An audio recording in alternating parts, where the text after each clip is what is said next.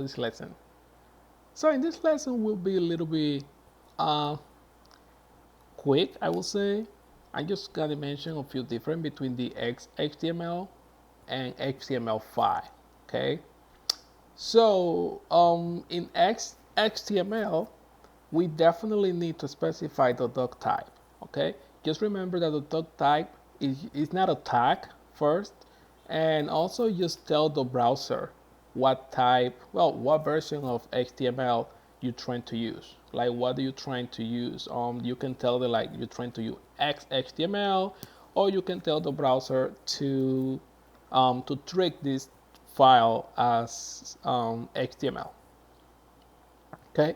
So the second thing that XHTML has is that the XMLN's attributes in the HTML, it have to be mandatory. All right. The other one is that HTML, the head tag, the title, and the body tag are also mandatory. And I'm gonna show you some examples right now. The elements must be properly indexed, like you will see that as well. And of course, element must always be closed. And again, all these things have to be are mandatory. Well, yeah, strict, I would say, in HTML. Okay. Also, the elements have to be in lowercase. The attributes as well, and so on. So let me show you some examples right now. So here I have my XHTML.xhtml, and on this side I have my HTML.html. Okay. So as you can see, the doc type, this is the first thing that you should see, is here.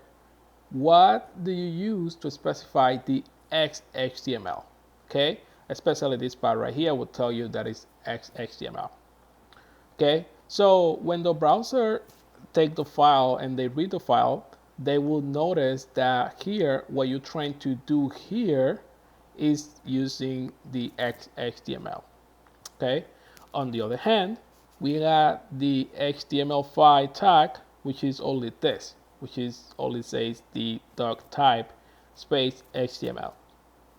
Okay, as you can see, this is a big improvement. Like, imagine you have to type, well, not type, because you're probably gonna be like copy and paste if you had to do this every time, all right? But now it's just go here and just type this, okay? So what I was trying to say is, here in XHTML, this is not acceptable. If I type like, P, well, let me put the A. I'm gonna put A and, my link. And then I just close this tag here. Let's say that I just put in a lowercase a. But then I come here and I use the edge reference here. So according to the document that I just showed you, this is not allowed. Again, it could work in modern browsers. Like, for example, we are in 2020 right now, and browsers are like, they are super smart. So yes, it will definitely work. But again, your goal is to write well code. You like well written code. When other person from your team, they will take a look to your code, they know what they are reading is correct. So you should not be worrying too much about what is the final result, but also make sure you need to make sure that your code is following the appropriate structure to so other people can definitely identify what are you trying to do, right? So this is not available. I mean, not available, not acceptable. And let's say here, okay. I talk about, let me just go a little bit to the PowerPoint. But you will see it at the end. You will see something funny. Element must be always be lowercase. I just show you that.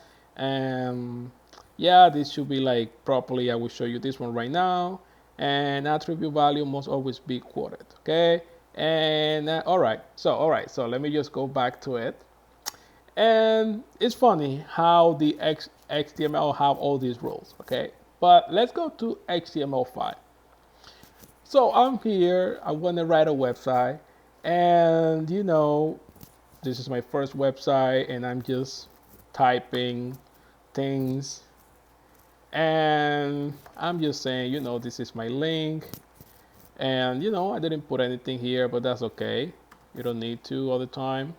I'm just gonna add this, but then just type, you start typing this, and then you do this, and you know what? I will even delete this body tag because I don't like it. Okay, so this one is open, but this one is not closed. And I'm just gonna close, save my file, and just go ahead and run my file here, which is my HTML here. There you go, it works. You see what I'm saying? It's like it's funny because, again, I'm trying to teach you that you need to write well-structured HTML code, but because these browsers today, they are so smart, they don't they will display something. They will not mind. They will definitely show you some results. Probably not the one that you're expecting, because, for example, here, if I'm trying to make this theme bold, let's say that I'm trying to use what exists. Okay, what is my text? There you go. If I'm trying to, let me just put this thing down. My HTML, there you go. If I'm trying just to make this bold using the big tag, and I'm gonna save this file, just go back to my browser. You see, it works. I'm not even closing the tag, and he knows that if I'm using this tag here, which is the bold tag, it knows what I'm trying to say. See that? So this would be the proper thing. Also, imagine if I put, what else? Let me see, something crazy that it could happen on this side. So I'm closing my body tag and just put like B, capital B and capital Y, just like this. See that? And nothing's happened. It's still working. So HTML5 today, 2020, is basically powerful. So this is why you definitely have to pay attention to your code, because most of the time you probably will forget to close something, or probably just mix something around. For example, you probably might have something here that is a P tag, and probably closing this P tag here, and who knows, it could also work. There you go, still working, but we know this is not appropriate to do it. So this is why you need to have a little be careful. You need to be careful. You need to be careful with the XML compared to JavaScript.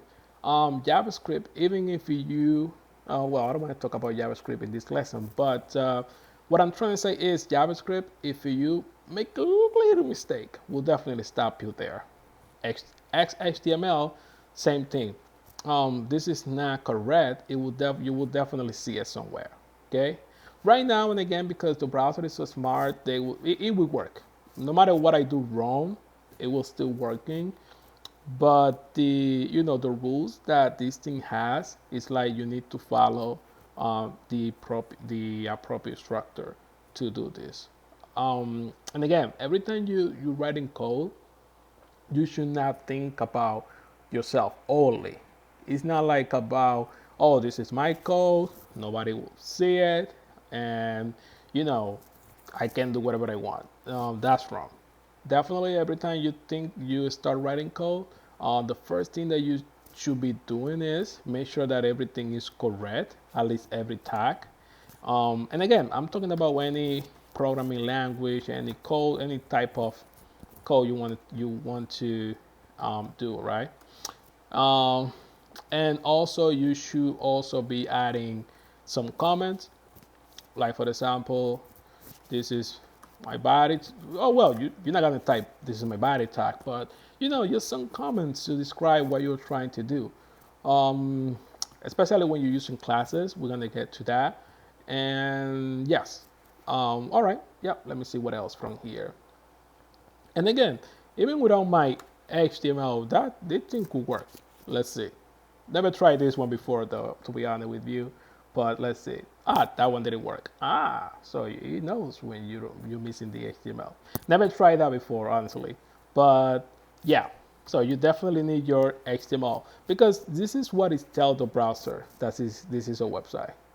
So probably when they see this, and again, this is not telling the browser that this is a website. This is just telling the browser that what type of HTML or what version of HTML you're trying to do. Okay. Here and again, you specify HTML.